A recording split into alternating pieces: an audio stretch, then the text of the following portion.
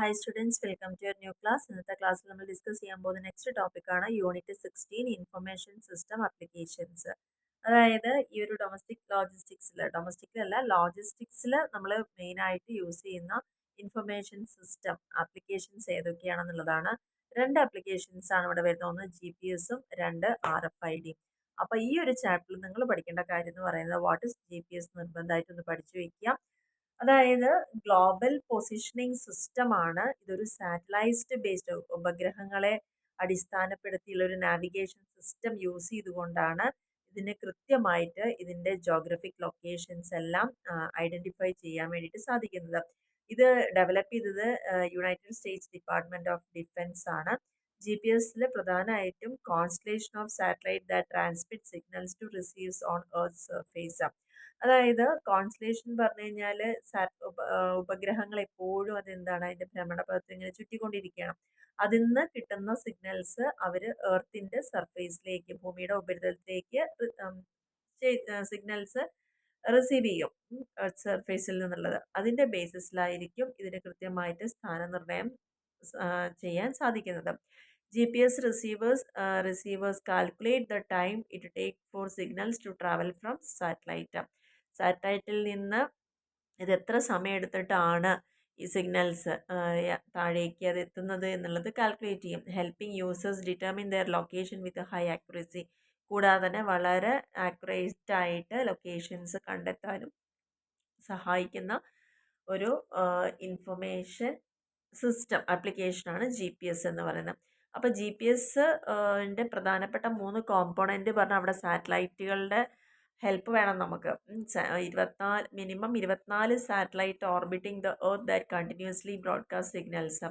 സ്ഥിരമായിട്ട് ഈ signal broadcast ചെയ്യാൻ വേണ്ടിയിട്ട് ഭൂമിയുടെ ഉപരിതലത്തിൽ ഏകദേശം 24 സാറ്റലൈറ്റ്സ് ആണ് മിനിമം വേണ്ടത്. റിസീവേഴ്സ്, അതായത് ഡിവൈസ് ദാറ്റ് ക്യാപ്ചർ സാറ്റലൈറ്റിൻ്റെ ഈ സിഗ്നലിനെ നമുക്ക് ആക്സെപ്റ്റ് ചെയ്യാനുള്ള റിസീവേഴ്സ് ആവശ്യമാണ്.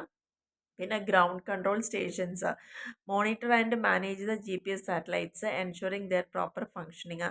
പിന്നെ ഈ ഒരു സിഗ്നൽ റിസീവ് ചെയ്യുന്നതും അല്ലെങ്കിൽ അതിൻ്റെ കാര്യങ്ങൾ അറിയുന്നതിനൊക്കെ വേണ്ടിയിട്ട് കൃത്യമായിട്ട് അതിനെ കൺട്രോൾ ചെയ്യാനുള്ള സ്റ്റേഷൻസ് ഭൂമിയിൽ ഉണ്ടായിരിക്കുകയും വേണം. ഓക്കെ, ഇതാണ് അതിൻ്റെ കോമ്പോണൻറ്റ്സ്. അപ്പോൾ നിങ്ങൾ പഠിക്കേണ്ടത് GPS എന്താണെന്ന് പഠിക്കുക. അതേപോലെ തന്നെ പിന്നെ നമുക്ക് നോക്കേണ്ടത് GPS-ൻ്റെ പ്രധാന ആപ്ലിക്കേഷൻസ് നോക്കുക. എങ്ങനെ വർക്ക് ചെയ്യുന്നു എന്നുള്ളതൊക്കെ നമുക്ക് ഓൾറെഡി അറിയുന്നതാണ്. എല്ലാവരുടെ ഫോണിലും കാറിലൊക്കെ GPS ഡിവൈസ് ഉണ്ട്.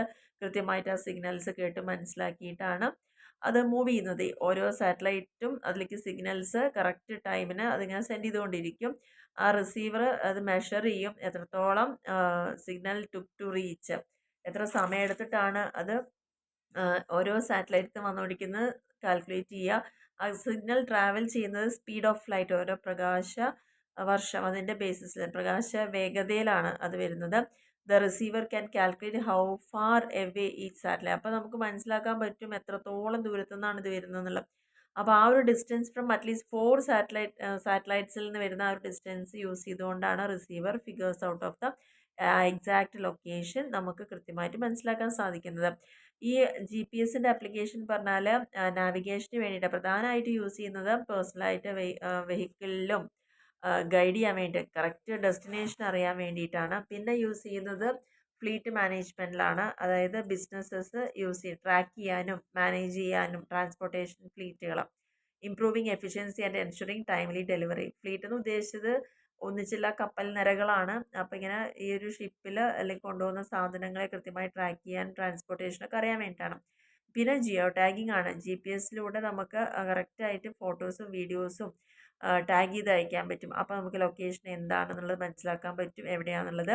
അഗ്രികൾച്ചർ ഫീൽഡിൽ യൂസ് ചെയ്യുന്നുണ്ട്. ഇത് യൂസ് ചെയ്തുകൊണ്ട് map field farming, optimising planting and harvesting and monitor crop growth, വിളകളുടെ വളർച്ചയും അതിൻ്റെ കൊയ്ത്തും അതിനെ പ്ലാന്റ് ചെയ്യുന്നതും അങ്ങനെ എല്ലാം യൂസ് ചെയ്യാൻ അഗ്രികൾച്ചറിലും GPS യൂസ് ചെയ്യുന്നുണ്ട്.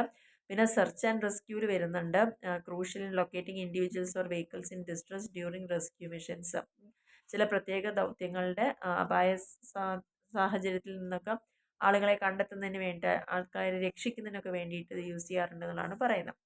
അപ്പോൾ ആദ്യത്തെ നമ്മുടെ ഈ ഒരു ഇൻഫർമേഷൻ സിസ്റ്റത്തിൽ ആപ്ലിക്കേഷനായിട്ട് ഉപയോഗിക്കുന്നത് GPS എന്താണെന്ന് എന്തായാലും ഒന്ന് പഠിച്ചു വയ്ക്കുക.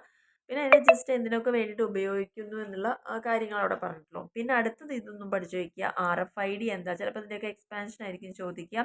അതായത് റേഡിയോ ഫ്രീക്വൻസി ഐഡൻറ്റിഫിക്കേഷൻ. അതിനെയാണ് RFID എന്ന് പറയുന്നത്. റേഡിയോ ഫ്രീക്വൻസി ഐഡൻറ്റിഫിക്കേഷൻ എന്ന് പറയുന്ന ഒരു ടെക്നോളജിയാണ്. ഇത് യൂസ് ചെയ്യുന്നത് ഇലക്ട്രോ മാഗ്നറ്റിക് ഫീൽഡിൽ automatically identify the track tags attached to object. ആ ഒരു വസ്തുവിൻ്റെ ഒപ്പം അറ്റാച്ച് ചെയ്തിരിക്കുന്ന ടാഗുകളുടെ ആയിരിക്കും. ആ ടാഗിനെ അറ്റാച്ച് ചെയ്തുകൊണ്ട് തന്നെ അതിൻ്റെ ആ ഒരു ബന്ധം എപ്പോഴും ഇതിലേക്ക് കിട്ടിക്കൊണ്ട് അത് വെച്ചുകൊണ്ട് നമ്മൾ ഐഡൻറ്റിഫൈ ചെയ്യുക എവിടെയാണ് ആ ലൊക്കേഷൻ എന്നുള്ളത്. ഈ ടാഗ് പ്രധാനമായിട്ട് മൈക്രോ ചിപ്പ് ഉണ്ടായിരിക്കും. അതിലായിരിക്കും ഡാറ്റ സ്റ്റോർ ചെയ്തിട്ടുണ്ടായിരിക്കുക. അതിലൊരു ആൻറ്റന ഉണ്ടായിരിക്കും. ആ ആൻറ്റനയിൽ കൂടെയാണ് ഇൻഫർമേഷൻസ് RFIDക്ക് ട്രാൻസ്മിറ്റഡ് ആയിക്കൊണ്ടിരിക്കുന്നത്. അതിലൂടെയാണ് ആ ക്യാപ്ചർ ചെയ്യുന്നത്. ആ ഇൻഫർമേഷൻ അവർ ഡീകോഡ് ചെയ്തിട്ട് ക്യാപ്ചർ ചെയ്യുകയാണ് ചെയ്യുന്നത്.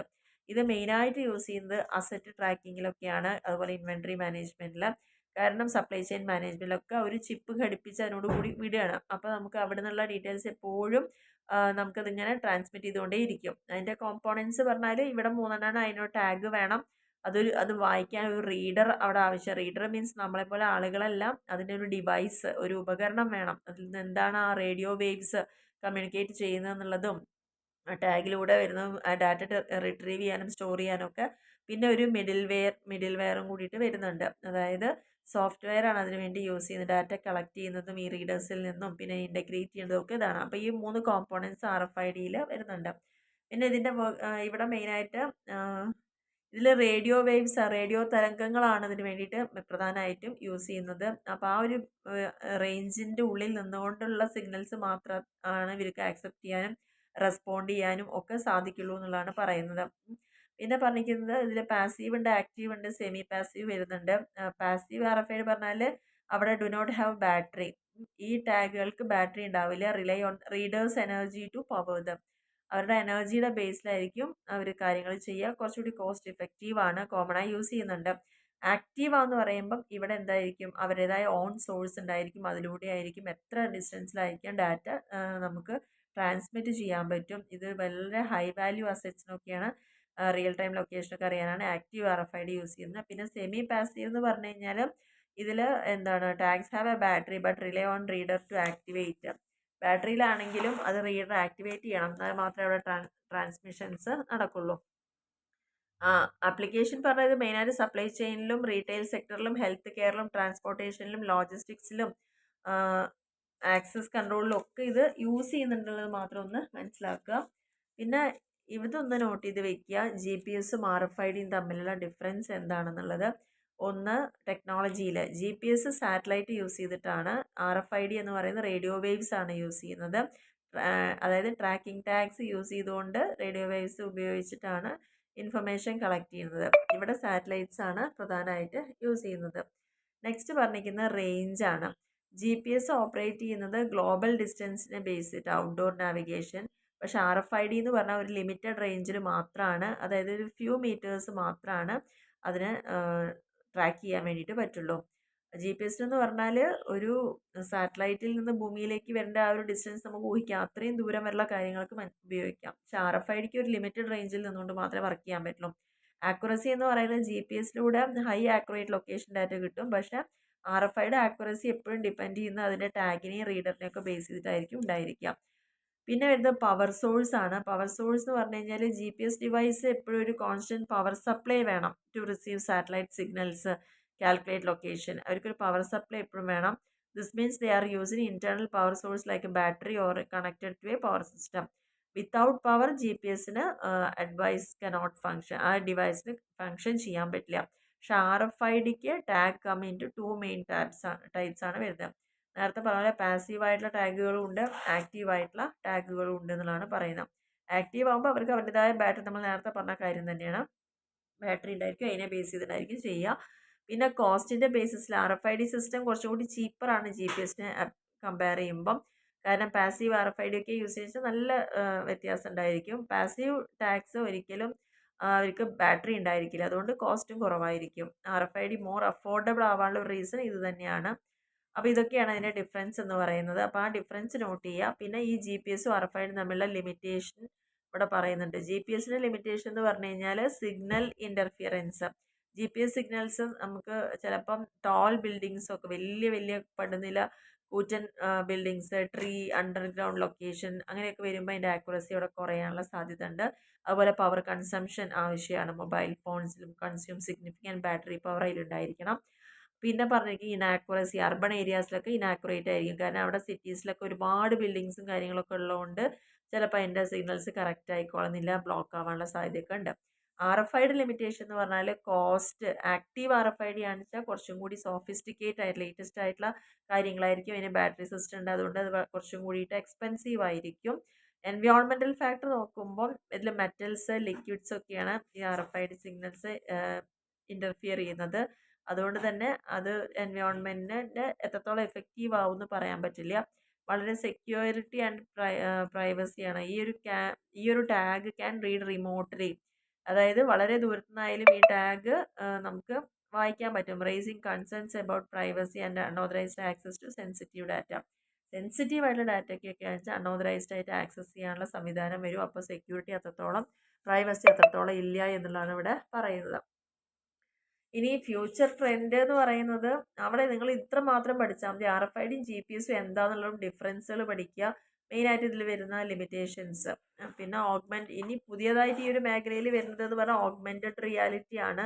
അതായത് റിയൽ ടൈം നമുക്ക് വിഷ്വലൈസേഷൻ, നാവിഗേഷൻ അതൊക്കെയാണ് വരുന്നത്. പിന്നെ improved accuracy, RTK, GPS, real time kinematic, അതായത് ഏറ്റവും ലേറ്റസ്റ്റ് ആയിട്ട് വരുന്ന GPS പുതിയ പുതിയ ടെക്നോളജികളാണ് ഇതൊക്കെ വരുന്നത്. പിന്നെ ഇത് രണ്ടുമാണ് GPS വരുന്നത്. അതായത് ഓഗ്മെൻറ്റഡ് റിയാലിറ്റിയും പിന്നെ RTKയും. RFIDയുടെ ഇന്നോവേഷനിൽ വരുന്നതാണ് IoT എന്ന് പറയുന്നത്, integration with internet of things എന്ന് പറയുന്നത്.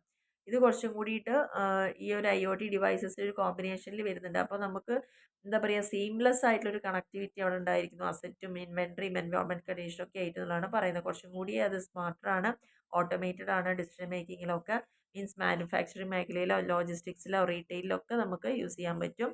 പിന്നെ അതിൻ്റെ തന്നെ വരുന്നതാണ് ഈ ബ്ലോക്ക് ചെയിൻ ഇൻ്റഗ്രേഷൻ പറഞ്ഞ സെക്യൂർ ട്രാക്കിങ്ങിന് വേണ്ടിയിട്ട്. അപ്പോൾ ഈ RFI കൂടി ചേർത്തിക്കൊണ്ട് ബ്ലോക്ക് ചെയിൻ ടെക്നോളജി ഉപയോഗിക്കുമ്പോൾ കുറച്ചും കൂടി സെക്യൂർ ആൻഡ് ട്രാൻസ്പെറൻ്റ് ഒരു സിസ്റ്റമാണ് അത് വരുന്നത്. അതിലൂടെ നമുക്ക് ഒതൻറ്റിസിറ്റി ഒക്കെ എൻഷുർ ചെയ്യാൻ പറ്റുക, ട്രേസ് ചെയ്യാൻ പറ്റുക, പ്രോഡക്റ്റുകളൊക്കെ സപ്ലൈ ചെയിനിലും അതുപോലെ തന്നെ ഫ്രോഡ് പ്രിവെൻറ്റ് ചെയ്യാൻ വേണ്ടി പറ്റുക, ട്രസ്റ്റ് എൻഹാൻസ് ചെയ്യാൻ വേണ്ടി പറ്റുക, അതൊക്കെയാണ് പുതുതായിട്ട് വന്നിരിക്കുന്ന കാര്യങ്ങളെന്ന് പറയുന്നത്. അപ്പോൾ ഇത്രയേ ഉള്ളൂ നമ്മുടെ ഈ ഒരു ചാപ്റ്ററിൽ. അപ്പോൾ ഈ ഒരു ചാപ്റ്റർ നിങ്ങൾ പഠിക്കുമ്പോൾ മെയിനായിട്ട് ഇൻഫർമേഷൻ സിസ്റ്റത്തിന് വേണ്ടി യൂസ് ചെയ്യുന്ന ആപ്ലിക്കേഷൻസ് GPSഉം RFIDയാണ്. എക്സ്പാൻഷൻ പഠിക്കുക, അതെന്താണെന്ന് പഠിക്കുക, അതിൽ വരുന്ന കാര്യങ്ങൾ എവിടെയൊക്കെ അത് അപ്ലൈ ചെയ്യുക, ജസ്റ്റ് അതിൻ്റെ ഡിഫറൻസുകൾ അതൊക്കെ ഒന്ന് നോട്ട് ചെയ്ത് വെച്ചാൽ മതി. അപ്പോൾ ഇത്രയേ ഉള്ളൂ നമ്മുടെ ഈ ഒരു 16th ചാപ്റ്റർ എന്ന് പറയുന്നത്. വീഡിയോ ഇഷ്ടപ്പെടുകയാണെങ്കിൽ തീർച്ചയായിട്ടും ലൈക്ക് ചെയ്യുക, ഷെയർ ചെയ്യുക, കമൻറ്റ് ചെയ്യുക. സബ്സ്ക്രൈബ് ചെയ്യാതെ കാണുന്ന ആളുകളിൽ തീർച്ചയായിട്ടും സബ്സ്ക്രൈബ് ചെയ്യുക, സപ്പോർട്ട് ചെയ്യാം. തീർച്ചയായിട്ടും നിങ്ങൾ കണ്ടു കഴിഞ്ഞാൽ വീഡിയോ ഇഷ്ടപ്പെടുകയാണെങ്കിൽ ഒന്ന് ലൈക്ക് ചെയ്യാൻ മറക്കരുത്. എന്തെങ്കിലും കമൻറ്റ്സ് ഉണ്ടെങ്കിൽ താഴെ അറിയിക്കുക. Okay, thank